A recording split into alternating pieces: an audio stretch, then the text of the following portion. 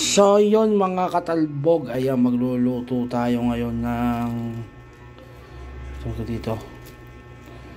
Ayan. Paksiw na lechon.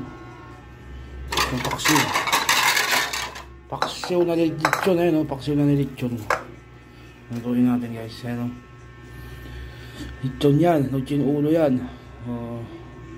Yun yung sauce, magpabili pa ako ng isang Thomas Mang. So, lulutuin na natin to. Let's go. Gigisa natin sa sibuyas bawang. So yan, ginisa ko na po yung sibuyas bawang. Saka natin lalagay yung lechon. Paksiw natin yung lechon. Gisado na siya maigi.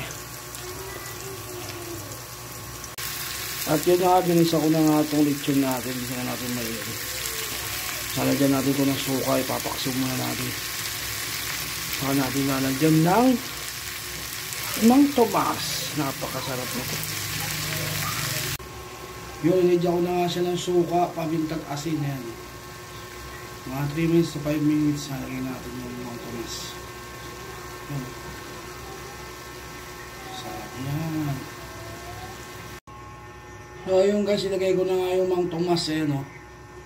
2 bote nilagay ko dyan.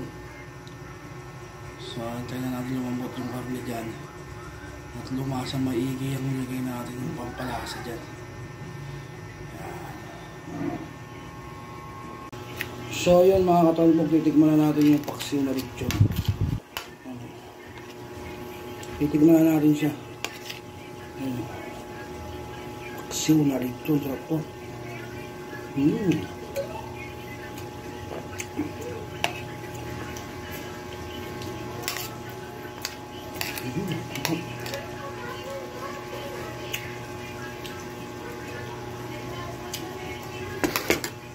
Perfect na perfect. Comment na kayo kung nagustuhan nyo itong luto natin ngayon. Let's go.